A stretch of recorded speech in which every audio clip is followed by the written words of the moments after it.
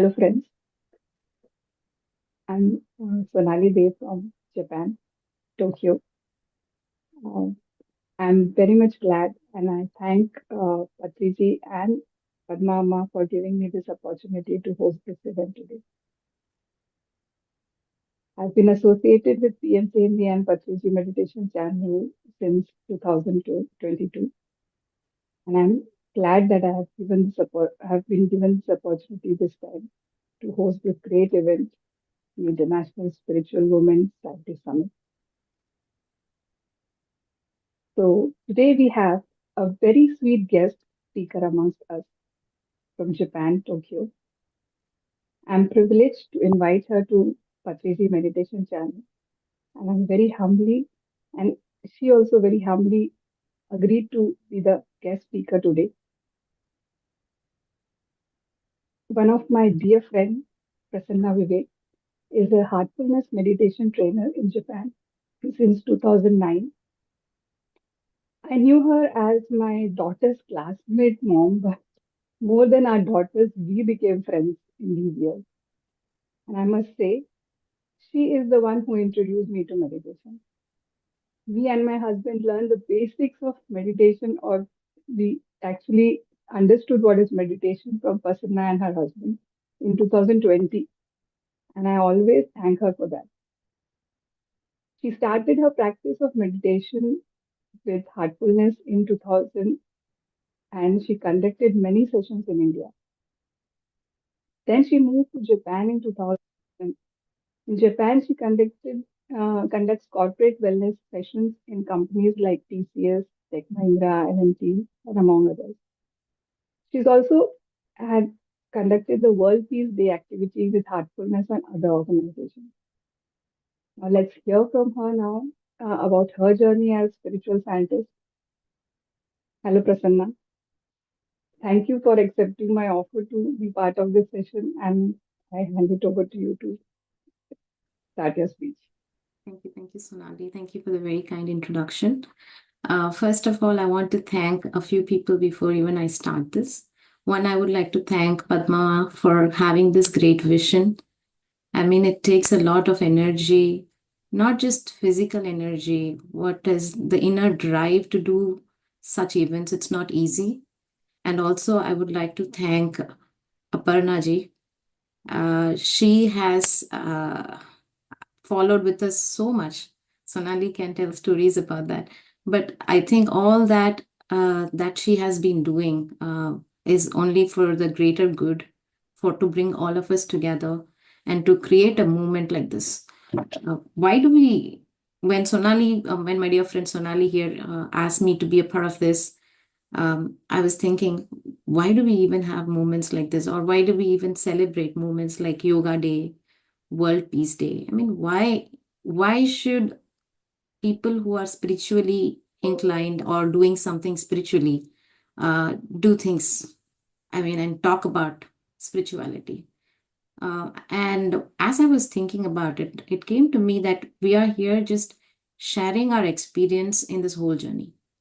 It's like imagine if you're on a big train and you're going from a point A to point B. Okay, we all know that we're going to go to point B for sure. And when as we are moving from this point to another point, we see that, okay, there's wonderful trees around. Oh, and I had this wonderful food in the train. And, we share experiences with our co-passengers and we tell them, sometimes we even tell them our own life experiences and we share the moments, we share joy.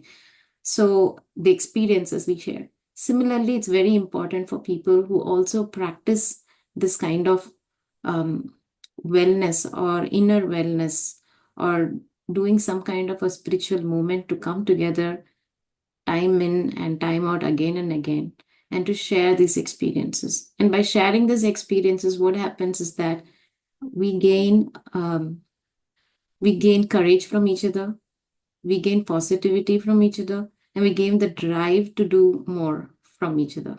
So for that, I would like to really, really thank Patriji Meditation and also Padmama for having this vision and to driving this and to bringing us all together. Thank you, Ma. So So I was given a very they were said I was told that I could bring about anything and talk about my own spiritual journey in this summit here. So for me, first I'd like to tell like a little bit background about myself before I can just start.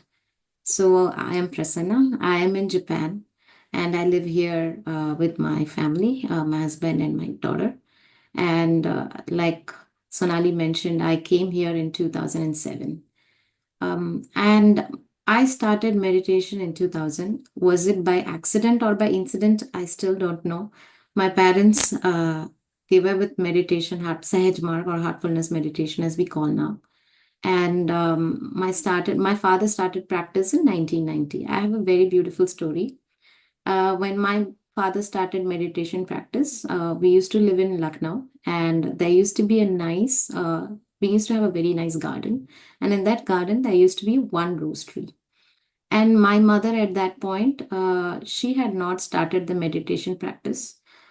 So she would get up in the morning, do her usual puja.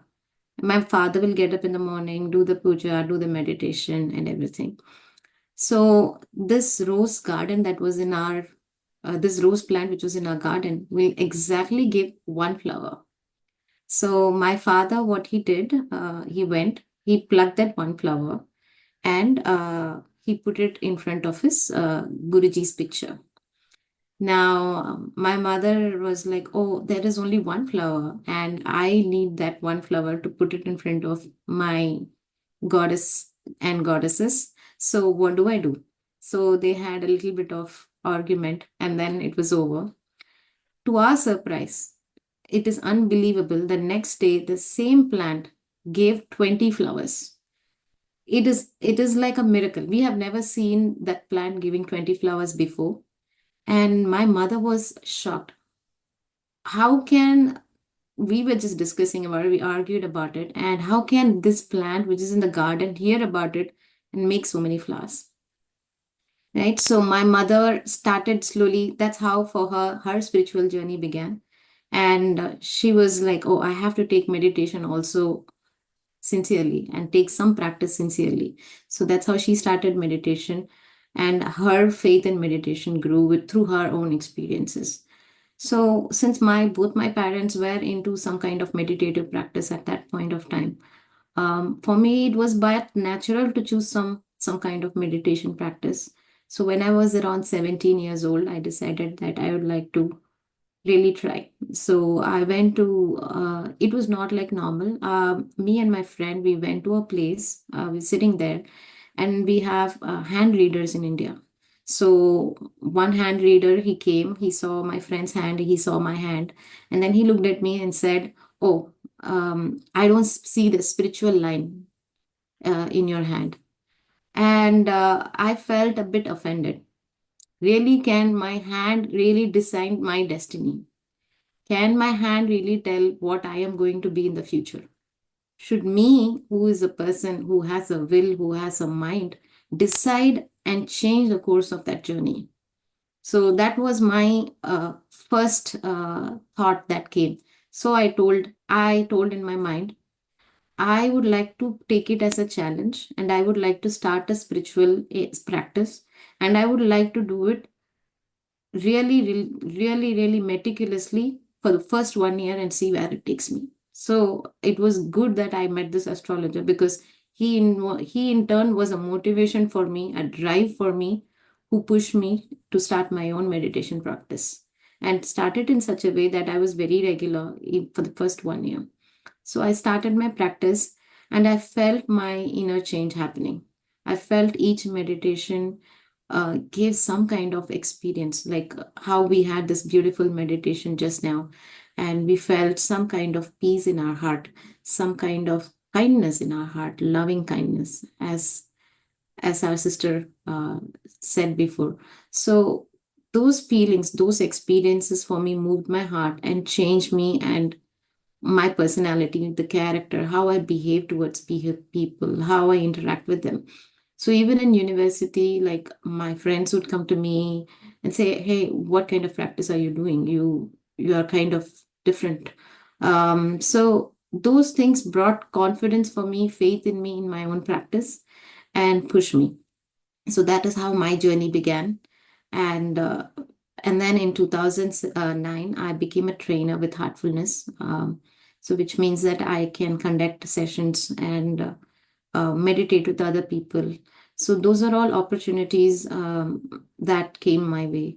And with that, I started doing sessions wherever. If I were in India, I would do sessions in India. If I'm here, I'm doing sessions here. So it's so now for me, meditation or heartfulness is not just a practice that I do, but for me, it's a way of life. A way of life because, like you all said, and like you all practiced here with Patriji here, meditation this morning. Meditation is just that 30 minutes. Meditation is like that tool for 30 minutes, and that must connect to something bigger. For example, I do meditation for 30 minutes. What next? Next is to keep that meditative state with us throughout the day, or try to hold on to that state throughout the day and carry on with our day's activities filled with that same loving kindness. So that what happens is that we are allowing that meditation to grow, allowing that condition to grow and impacting ourselves and everything that is around us. So, for women, now I'm going to talk very specifically how, as for me, as a woman, it helped me and what it means. So, when I first started practice, I said I was still a university student. But I think the impact for me more, it was felt more when I got married and became a mother myself. So, how does it impact? Now, what does it do to children? So both me and my husband, we practice meditation. So the first thing we do is that we get up in the morning, brush our teeth, freshen ourselves, and then we sit for meditation. And there are days that we sit together, like we both sit at the same time together. Sometimes it's just me, or sometimes it's him. We do it different times depending on our schedule. But most of the days we try to sit together. That gives us motivation, but we also feel that that has great impact on our child. It affects how she sees the world. For her, meditation is now seems like a very normal practice that everybody is doing. That's what probably she's thinking. So she talks about these topics in schools. Whenever she's getting an opportunity to like talk about some wellness or mental health or all those things, she talks that meditation. She gives talks on meditation and stuff like that. So it impacts even how she's thinking. And I feel like the vibration of the house is also like whenever we are in that state, whenever we do our meditation and begin, it creates a kind of environment in the house which is more pleasing, and where everybody's voice is and tone is at a very normal place, instead of going up and down and stuff like that. So, in for me, in that sense, that's how I felt as a mother, as a woman. That's how it helped me in the bringing up of my child. But there is also another thing that happened to me. So, what happened during the COVID time? We all go through our own phases in COVID time. Some of us had lost family members and stuff like that. For me, even I had a health issue at that time. So I had COVID during COVID time, and that was the first wave, and we couldn't meet doctors. We were just told like stay at home. And literally for like a year, like I had a ear issue, like I couldn't hear. Just imagine one day you can hear and second day you cannot hear. You wake up in the morning and you can't hear things, right? So it can be a bit shocking. And however, in my case, I've been extremely lucky that I could recover from that. But there are people for whom this kind of recovery is not possible. But when this health issue hit me, I felt, thank God I'm meditating. That is the first thing I thought. Because imagine I didn't have any practice, any kind of mental practice, or and I have not even known meditation. It will be difficult for me to start any meditative process during a stressful time. It's always easier to start practice when you're fit, when you're healthy. For example, you want to go to a gym and you want to stay fit. That is the idea. You can you can go to the gym only when your knees are fine, when your legs are fine, when your hand movements are fine. It is much easier at that point. But when things are not fine, you have to do baby steps. You have to first make your body move, and then, you do physiotherapy, and then you do walking, and then you can do running, and then finally you can go to the gym. So the process is not very easy. So even practices like this, I feel like it has to be started at a very young age, when we are all like physically fit, when we are mentally also, there are not many things to worry about or to consider about. So when we start these practices early, uh, it becomes easier for us, and it becomes helpful when we are using these practices in our day-to-day life, especially when things are not good. You will know that, you will definitely, we will feel that, oh, I am glad I'm doing this practice. I can feel, because if you're stressed, you're worried about your health, and then you're so much worried. But then when you close your eyes, you connect yourself to your heart and you meditate. That's it. That centeredness that the meditation can bring, the peace, the joy, the feeling of gratitude that the meditation can bring, can actually help us overcome these challenges. So it's important to start these meditation practices when we are so so during my course of my own practice and everything, I have learned certain things that I would like to share with you all. These are things that always help me, and help me overcome or deal with challenges in life, right? One first thing that I would always when is like being grateful, right? So I would suggest everybody to have a diary, and in the diary, when you get up in the morning or you're going to go to bed, just write 1 or 2 sentences. Just write what you're grateful for in life. It may be something very, very simple. So after I started writing that diary, or to even, mentally remembering what am I grateful for this moment, I was very astonished that I could identify those small moments of joy that come in my life, the small moments of help that come in my life. For example, one time I wrote, oh, I am grateful for the sunshine today. I'm so happy that it's beautifully shining. The day is so beautiful today. And one time I just wrote, I am just grateful for the long walk that I took to go from my house to my office, because that long walk can keep me healthy. So over time, I felt like being grateful changed how I look at things. Being grateful changed how I view things. So I understood that positive thinking, or to think positively, is something that may not come naturally for many people, many of us, and we have to it is a practice. So every time I think, I have to actively think positive. So gratitude is one way of developing this kind of positive emotions or positive thoughts. That is one thing. Second thing that I always do is that I have a good practice of suggestion.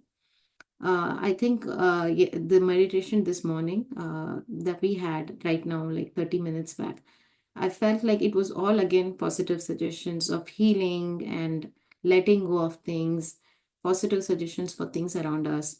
So I have a set of positive suggestions which I always follow. And the first suggestion that I have is that everybody is developing correct thinking, right understanding, and honest approach to life. So, this is the first suggestion. Now, why correct thinking, right understanding, honest approach to life, right? Correct thinking, if we don't have that correct thinking, most of the problems that I see, or most of the sufferings that we go through, most of the worries that we have in life, is because there is no correct thinking. So, I always question myself, is my thinking even correct?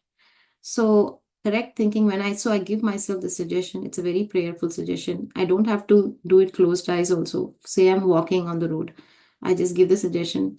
Everybody is developing correct thinking, right understanding, and honest approach to life. Second suggestion that I always give myself, that everything around me, including me, everything around me is absorbed in godly remembrance. So the moment I have the suggestion in me, I feel like everything around me is vibrating in that beautiful energy of love, right? And it helps me to, it just moves my heart in a way that I cannot describe. So these two suggestions, I do it time and time. Now, when do I do it? I do it anytime I feel like. Say I'm walking on the road. Say I'm eating some food. Whenever I remember these things, I try to do the suggestion.